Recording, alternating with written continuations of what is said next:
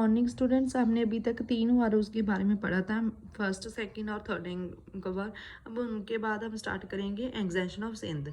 British wanted to extend their control over Afghanistan via Sindh. British अपना role हर जगह जमाना चाहते थे, so Sindh was the impassive importance of the British. तो सिंध भी उनका एक इंपॉर्टेंट पार्ट रह चुका था। नेक्स्ट है in 89, the treaty was concluded with the rulers of Sindh, whereby the Amirs promised not to let the Francis pass through। तो 1809 ईस्वी में इन्होंने प्रॉमिस किया था कि फ्रेंचिस जो है इनको पास नहीं करेंगे। तो अदर ट्रीटी जो थी 1833 में बनी थी, the British promise not to transport arms through Sindh. तो उन्होंने कहा था कि लो ट्रांसपोर्ट फैसिलिटी को नहीं पास होने देंगे। However the British violent this treaty, British ने ये ट्रीटी तोड़ दी। During first Afghan war being they carried their armed force to Afghanistan. जब उन्होंने पहला अपना जो आर्म्ड फोर्स था वहां से लेके गई थी। British want to extend Sindh, so they execute the mist of plotting against the English. Following this Sindh was succeeded by sir Charles Napier in 1843। तो सर चार्ल्स माइपर ने अंत में उनको हरा दिया था। फिर है annexation of Punjab. The Sikhs state of Punjab has expanded and flourished under the rule of Ranjit Singh. ठीक है। द ब्रिटिश फोर्स जो है to sign the treaty of Amritsar. Treaty of Amritsar को साइन किया था 1809 ईस्वी में बाय रणजीत सिंह, जिन्होंने प्रॉमिस किया था नॉट टू एक्सपेंड द कि सतलुज रिवर के आगे ये एक्सपेंड नहीं होगा। तो जब उसकी डेथ हुई 1839 में, was mark the period of instability. तो ये सारा कुछ इंस्टेबल हो गया। His younger son Dalip Singh was replaced on the throne and the queen Maharani Jindal was made the great regret. तो महारानी जिंदल को उसकी जगह पे रख दिया गया। The first Anglo Sikh war broke out, the Sikh army try to cross Sutlej and occupy Lahore. तो पहला एंग्लो वार हुआ कि जब उन्होंने सतलुज को क्रॉस करके लाहौर पे कब्जा करना शुरू किया था। British defeated the Sikh and the treaty of Lahore was sign. तो ब्रिटिश ने उनको हरा दिया और ट्रीटी ऑफ लाहौर साइन हो गए। ये to recognise Dalip Singh as the ruler and his mother as the regent. तो उन्होंने उनको फिर हटा दिया गया वहां से। However six had to pay a heavy war immediately and give away parts of territory. तो इनमें सिख को काफ़ी कुछ भुगतना पड़ा। Shortly afterward Rani Jindal was में anti British activities was removed from power. तो उनको अपनी पावर से हटा दिया गया। This led to the revolt of the entire Sikh state, due to which then governor general of India lord Dalhousie declare the war of Sikh. तो बाद में रंजीत सिंह के बाद जो है लॉर्ड डलहौजी ने वॉर की थी, डिक्लेयर की थी। The Sikh were defeated and the British unites the state of Punjab in 1849। तो Dalip Singh was given the pension and sent to England. Dalip Singh को पेंशन दे के इंग्लैंड भेज दिया गया। तो सिख जो थे 1849 में हार गए थे। फिर अदर स्टेट की एग्जेक्शन हुई थी। Apart from Sikh was exchange from on the pretext that the ruler had ill-treated on the company servant, Behrwaz was taken by the Nizam of Hyderabad as he failed to meet some financial needs। तो बेहद को हैदराबाद में ले गए क्योंकि उनको कई financial needs को नहीं पूरा कर सका। फिर एग्जेशन ऑफ अवाध।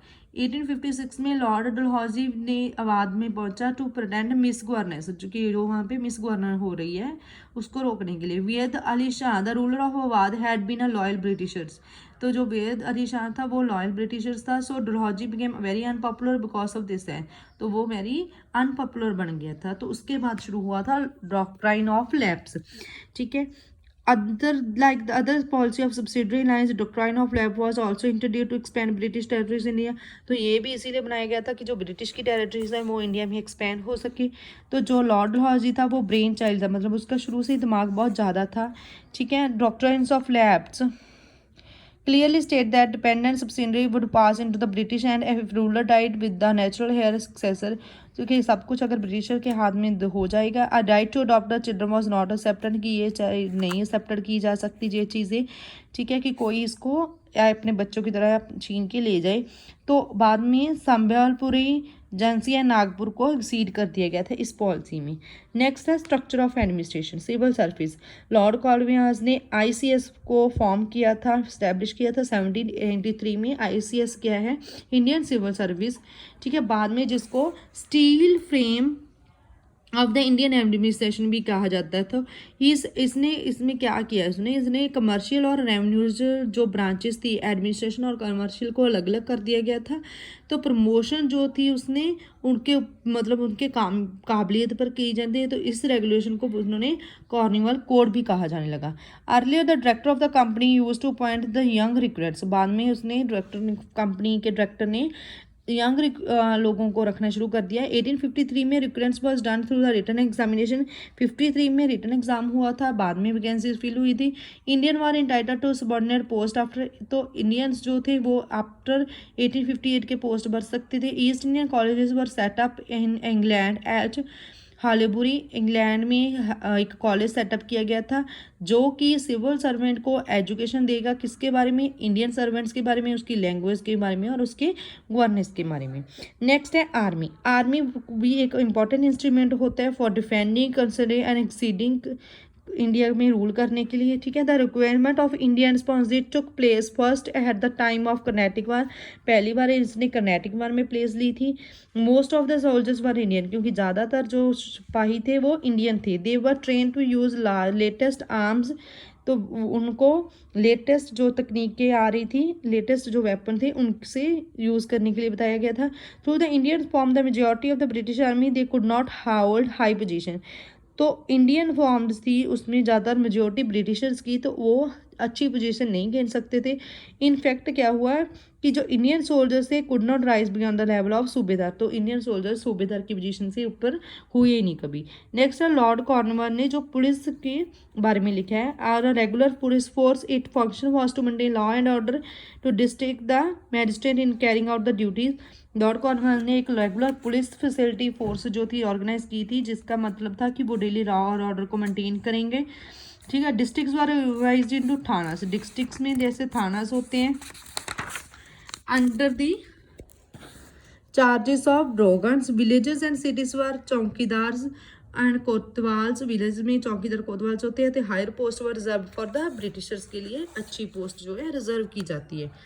नेक्स्ट है judicial organisation. Judicial system in India had no uniform code of law prior to one introduce by India, ऐसा कोई जुडिशियल सिस्टम नहीं था। तो 1793 में कॉर्निवाल कोड जो था इंट्रोड्यूस कर रहा था, सिविल, क्रिमिनल और कमर्शियल केसेस के लिए एक रूल बना रहा था, ठीक है, to land revenues police system के लिए। तो Warren Hasting and Cornwall set up the civil and criminal code, इन्होंने अलग अलग डिस्ट्रिक्ट्स में लेवल में सिविल क्रिमिनल कोड्स बनाई थी।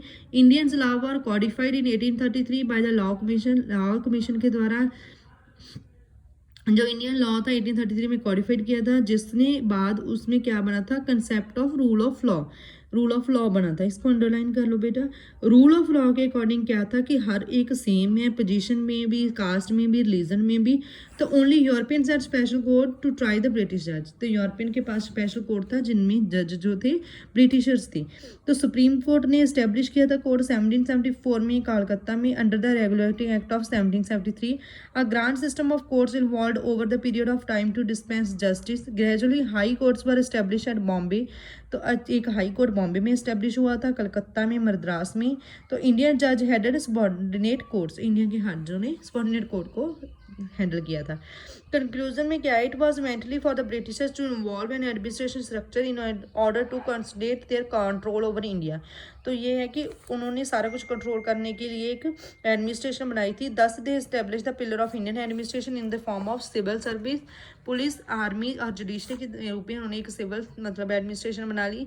As Indian is divided into the different territories in early year the British start take control over India. तो धीरे धीरे जैसे ब्रिटिशर्स ने इंडिया के ऊपर कंट्रोल किया, यहाँ पे कोई प्लेस नहीं थी फॉर नेशनलिज्म, यूनिटी वगैरह सब खत्म हो चुकी थी। It help the Britisher to control India. तो ऐसे तरीकों से जो ब्रिटिशर्स थे वो इजिली इंडिया के ऊपर कंट्रोल कर रहे थे। That's all about your chapter. If you have any problem then you can call me or text me. Thank you.